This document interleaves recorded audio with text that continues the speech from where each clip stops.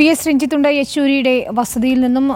രഞ്ജിത്ത്, പ്രമുഖർ ഉൾപ്പെടെ ആദരാഞ്ജലി അർപ്പിക്കാൻ എത്തുന്നുണ്ട്, അന്തിമോപചാരം അർപ്പിക്കാൻ എത്തുന്നുണ്ട്. നാളെയായിരിക്കും എയിംസിന് മൃതദേഹം കൈമാറുക. നാളെ എപ്പോഴായിരിക്കും പൊതുദർശനവും AKG ഭവനിൽ എത്തിക്കുന്നത്?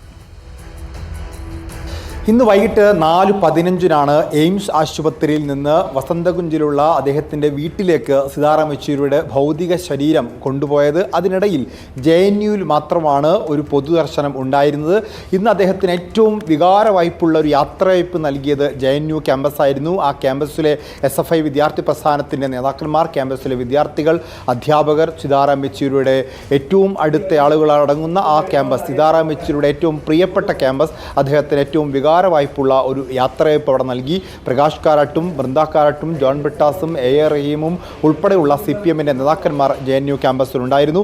അവിടെ നിന്ന് 6 മണിയോടുകൂടിയാണ് വസന്തകുഞ്ചിലുള്ള സീതാറാം യെച്ചൂരിയുടെ ഫ്ളാറ്റിലേക്ക് ഭൗതിക ശരീരം എത്തുന്നത്.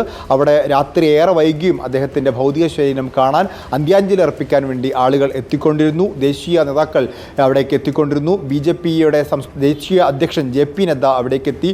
ആന്ധ്ര മുഖ്യമന്ത്രി ചന്ദ്രബാബു നായിഡു അവിടേക്കെത്തി. കേരളത്തിൻ്റെ മുഖ്യമന്ത്രി പിണറായി വിജയൻ അവിടേക്കെത്തി. CPM സംസ്ഥാന സെക്രട്ടറി MV ഗോവിന്ദൻ, മറ്റു മന്ത്രിമാർ തുടങ്ങിയ പ്രമുഖ നേതാക്കന്മാരെല്ലാം, CPMൻ്റെ നേതാക്കന്മാരെല്ലാം തന്നെ വൈകിട്ടോടുകൂടി തന്നെ വസന്തകുഞ്ചിലെ വീട്ടിലേക്ക് എത്തിയിരുന്നു. ഇന്ന് രാത്രി മുഴുവൻ വസന്തകുഞ്ചിലെ വീട്ടുകാർക്കൊപ്പമായിരിക്കും അദ്ദേഹത്തിൻ്റെ ഭൗതിക ശരീരം ഉണ്ടായിരിക്കുക. നാളെ രാവിലെ 11 മണിയോടുകൂടി ഭൗതിക ശരീരം AKG ഭവനിലേക്ക് കൊണ്ടുവരും. വൈകിട്ട് വരെ അവിടെ പൊതുദർശനമാണ്. ഒരുപക്ഷെ പ്രധാനമന്ത്രി ഉൾപ്പെടെ AKG ഭവനിലേക്ക് എത്തിയേക്കാം. അങ്ങനെ രാഷ്ട്രീയ പാർട്ടിയുടെ കേന്ദ്രങ്ങളിൽ പോയി പ്രധാനമന്ത്രി അന്ത്യോപചാരം അർപ്പിക്കുന്ന പതിവില്ലെങ്കിൽ കൂടി നാളെ അദ്ദേഹം എത്തും എന്നാണ് ഇപ്പോഴും പ്രതീക്ഷിക്കുന്നത്. അതിനുശേഷം ചെറിയൊരു വിലാപയാത്രയായിട്ട് അദ്ദേഹത്തിൻ്റെ ഭൗതിക ശരീരം കൊണ്ടുപോകും.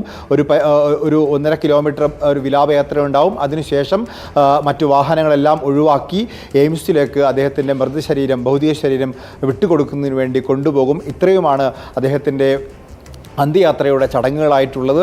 ഏതായാലും ഇന്ന് വൈകിട്ട് തുടങ്ങിയ സീതാറാം യെച്ചൂരിയുടെ വസതിയിൽ നിന്നും ചടങ്ങുകൾ വിവരങ്ങൾ നൽകിയത്.